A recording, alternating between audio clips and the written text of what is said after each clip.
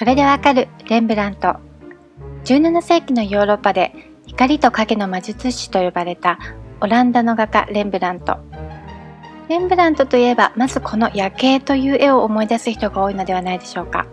この絵は本当は昼の光景を描いたものなのですが、ニスの変色によって黒くなってしまい、夜景というタイトルになってしまっているそうです。アムステルダムの市民自警団から集団肖像画を依頼されて描いたもの。火縄銃組合自警団だったそうです。当時、集団肖像画というのが流行っていました。集団で描いてもらうため、一人当たりの金額は安く済んだからです。一人一人が同じ料金を払うので、それぞれを公平に描かなければならない。そのため、整列した状態で描くことが多く、集合写真のようで面白みがなかった。ですが、レンブラントは違いました。みんなを主役として描かなくてはいけなかったはずが、この絵はスポットライトが当たるのは隊長と副隊長の2人。文句が出たそうですが当然ですね。でもそれぞれが様々な方向を向いて異なる動きをとっている構図のおかげで、とても躍動感のある絵になっています。あともう一人スポットライトが当たっている人がいますね。この謎の少女。そもそも少女なのか人間なのかもわからないですが、この子が腰に下げている鶏は火縄銃教会を表す紋章。なのでこの少女は自警団を象徴する女神なのかもとの説があったり、レンブラントは子供を生後2ヶ月ぐらいで亡くしたことがあるので、その子が成長した姿を想像して描いたのではないかという説もあったりします。ちなみに顔が奥さんのサスキアっぽいなんて声も。レンブラントの夜景という映画の中では、自警団の副隊長ライテンブルグの未成年への性的虐待をこの絵で告発したのではないかというように書かれていますが、おそらくそれはフィクション。もし本当ならゾッとする絵ですよね。さて、レンブラントはどんな人だったのでしょう。1606年、オランダがスペインから独立する20年ほど前にアムステルダムの南西の町ライデンに中産階級の子として生まれました。兄弟の中でも際立った頭が良かったようで、飛び級で大学へ進学。両親は法律家になることを望みましたが、レンブラントは画家の道を目指します。イタリア留学経験を持つ歴史画家に弟子入りして絵の勉強を始めます。18歳の時に当時国内最高の画家と言われていたピーテル・ラストマンという人に弟子入り。実家にアトリエを構えます。1625年には時期が判明している最初の作品、聖ステバノの殉教を制作。1630年に父親が亡くなり、これを機にアムステルダムへと移ります。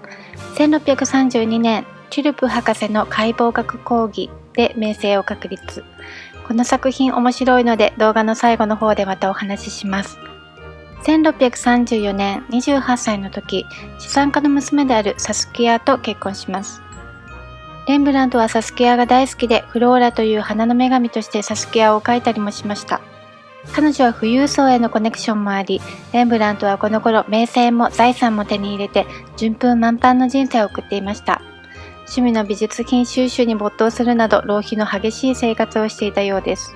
しかしながらレンブラントの代表作品でもある夜景、先ほどの絵ですね、を完成させたあたりから徐々に生活の衰退が始まっていきます。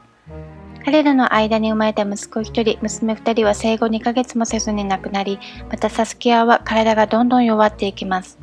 1641年、息子のティトゥスが生まれる。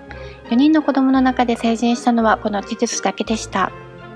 1642年、妻のサスキアが29歳の若さで亡くなります。乳母、ヘールートヘと愛人関係になります。しかしレンブラントは他の受注をしていたヘンドリッキエに恋をし、ヘールートヘは立場がなくなり家を去ります。追い出された格好になったヘールートヘはレンブラントへの怒りから彼を婚約不履行で告訴しました。裁判ではレンブラントに彼女に毎年慰謝料を支払うように命令が下されますが、逆にヘールートヘがレンブラントの宝石を勝手に持ち出して売り払ったとかで訴え、ヘールートヘは精神病院に5年間閉じ込められました。しかしサスキアの遺言により、レンブラントが再婚するなら彼女の遺産のうち夫の取り分が没収されるとなっていたため、ヘンドリッキーとはこの時正式に結婚することができませんでした。チューリップバブルと呼ばれるオランダでのバブル崩壊で経済が不安定な上に、1651年に英蘭戦争が勃発して不況が続きます。でもレンブラントの浪費癖は変わらずどんどん貧しくなっていきます。1654年、ヘンドリッキエとの間に娘が生まれる。1656年、レンブラントはついに家の名義を息子のティトゥスに移し、自身は破産宣告を受けます。それによってサスキアの遺言が事実上無意味になったことから2人は結婚。晩年は貧民街であるローゼンフラフト街にある借家で質素な生活を送りますが、この時期多くの作品を残しています。しかしその後もレンブラントの悲劇は続きました。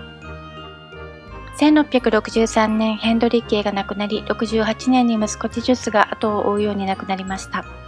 翌年、レンブラントは63歳でこの世を去ります。先ほど出てきましたトゥルプ博士の解剖学講義。黒い帽子の人がトゥルプ博士。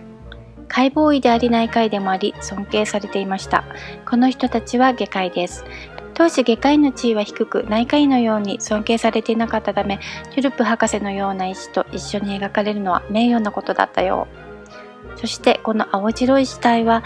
矢作り職人アーリス・キント。その日の午前、自供機強盗の罪で絞首刑になった人です。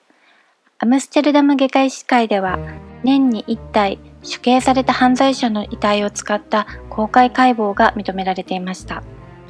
17世紀における解剖学講義は社交イベントで、外科医だけでなく一般市民が入場料を支払って見学できました。解剖劇場と呼ばれていたそうです。見学者は厳粛なる社交イベントにふさわしい服装が求められました。死体の顔には一部影がかかっています。これは死の影と言われ、レンブラントがしばしば使用した技術でした。